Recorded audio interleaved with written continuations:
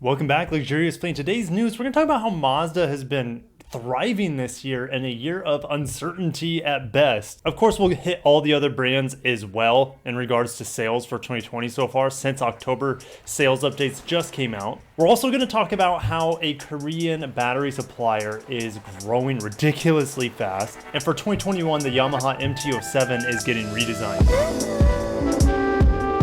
And thank you guys so much for watching. If you're new to the channel, my name's Kirk. I talk about Japanese and Korean autos mainly, a little bit of motorcycles as well. Make sure to hit the like button, subscribe if you're not, and let's get right into it. Over automotive news, light trucks propel Toyota, Hyundai, and Subaru sales. Starting with Acura and Honda here, guys. Surprisingly, they're not doing as well as you would think. You know, they haven't recovered like a lot of these other manufacturers have. They're still minus comparing October this year to October last year. Now, it's not as bad as Genesis. Good gosh, I don't even know if I want to go down that road today.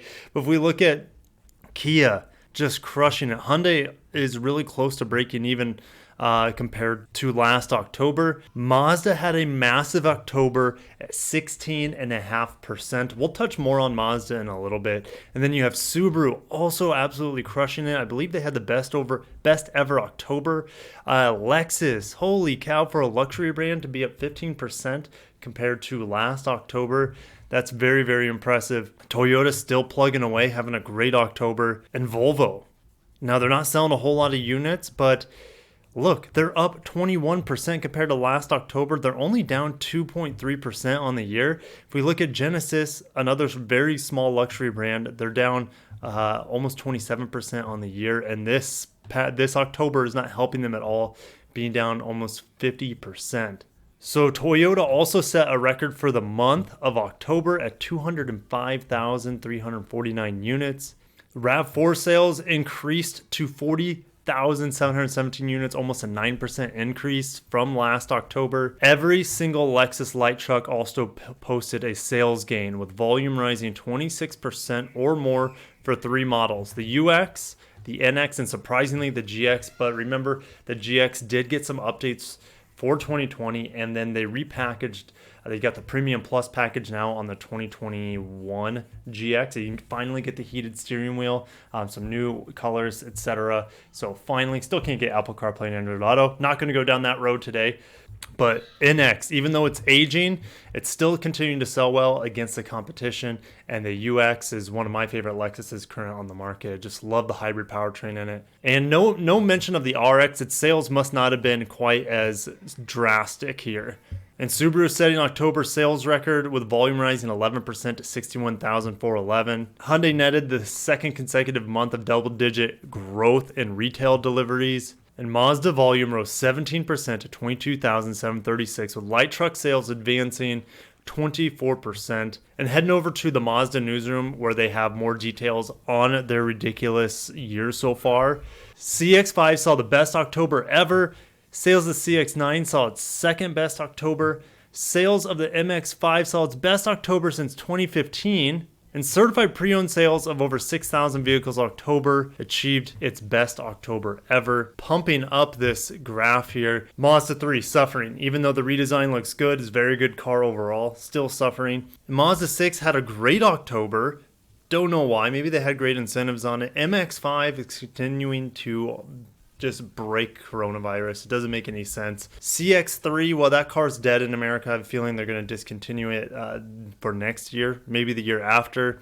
CX-30, this is a big game changer for the brand. 31,000 units total compared to 0 last year, because it's a brand new vehicle. And the CX-30 is really kind of the star of the show. It's keeping them right with last year's volume. And it is essentially the direct replacement for the Mazda 3. Since the Mazda 3 is doing so poorly, this gives you a little bit more utility. Even though the Mazda 3 can get all-wheel drive, CX-30 is more what people are buying nowadays with crossovers. CX-5, no surprise, continues to do really, really well. It's only down about 7% on the year. Overall, up 12.3% for the month of October compared to last year, and then only down 1.5%. Like I said, much thanks to a couple things. Like I said, the CX-30 is doing really, really well this year. The CX-9 has about 2,100 more units than last year being sold, and the MX-5 just doesn't make any sense selling so well in a pandemic. Gives me a little bit of comfort knowing that Mazda is doing well. I really am excited to see what they come up with for the rear-wheel drive platform with the inline six that has been talked about for a very long time. I've talked about it a ton on my channel. I love Mazda products. I can't wait to see where they're going with the brand. And from a year like this, for them to do so well, I think good things are ahead for Mazda. Changing gears here, over at Inside EVs, in Q3 2020, SK Innovation expanded EV battery sales by 155%. SK Innovation is a battery supplier, or one of the main battery suppliers for many companies. They have a couple plants that are building here in the United States. They also are one of the large suppliers for all the Hyundai, Genesis, Kia, as well as the Ioniq brands. Now, their quarter three buried their quarter two, but they're still down from a year ago. But the way things are going, I can only see them continuing to expand.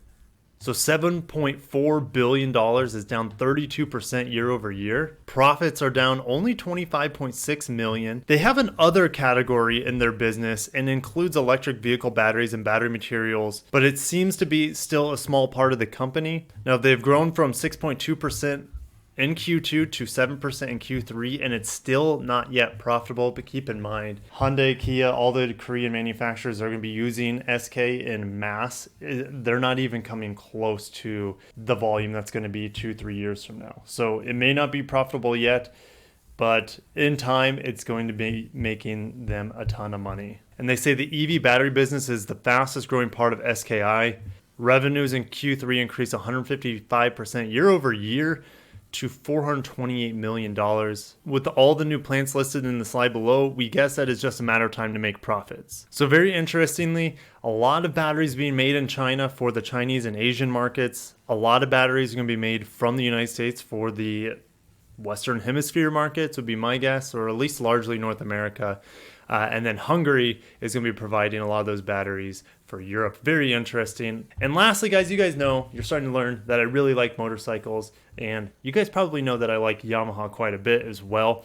Over at motorcycle.com, 2021 MT-07 first look. Styling improves, it gets bigger brakes, different LED headlights. Now, it doesn't get the same upgrades like the MT-09 got, which MT-09 got a power bump, I got a displacement bump, I got a revised suspension, I got a new screen, got the quick shifter standard. Like, it got a ton of upgrades. MT-07, being it's a more of a budget bike, it didn't get quite the same treatment, but still welcome updates. So the image on the right is the updated model. Image on the left is the outgoing model. The biggest differences are going to be a heat shield around here covering the exhaust pipes. As you can see, exposed on the older models and covered up on the newer models. And you can see this headlight display is much smaller than it was on the outgoing model. So there's a revised intake duct, a new 2-into-1 exhaust routing, which meets the Euro 5 regulations. Now they've actually cut power a little bit, which is sad. Now this could be just for the European market, to them cutting power, but I wouldn't be surprised if it affects American models as well. The new MT-07 makes 72.8 horsepower at 9,000 RPM.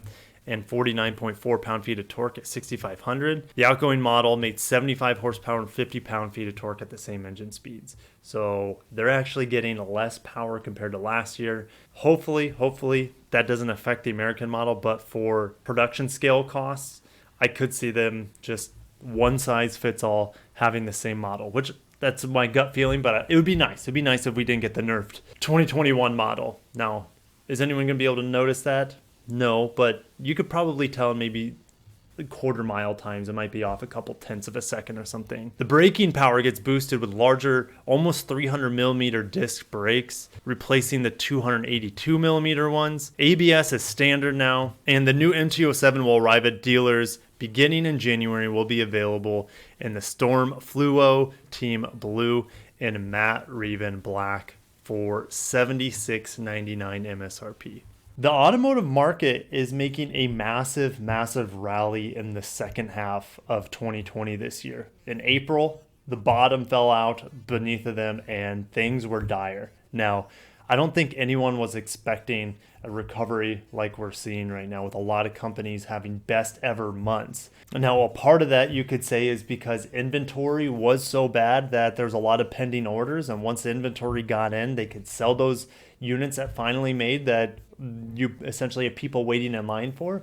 You could make that argument, but still, automotive market doing extremely well despite the uncertainty of so many things in our country right now and around the world, not just our country. EV battery supply is going to be ramping up for SK and other battery manufacturers as well. Just felt like sharing that with you guys. And most exciting for me is Yamaha coming out with new updates for their already best-selling motorcycles like the MT-09, MT-07. Who knows what else they're going to update before the end of the year. But any motorcycle news updates, I'll definitely let you guys know as well. And thank you guys so much for watching. If you made it this far into the video, haven't hit the like button, go ahead and do that. Subscribe if you're not. And the beard is going to be growing. The beard's growing.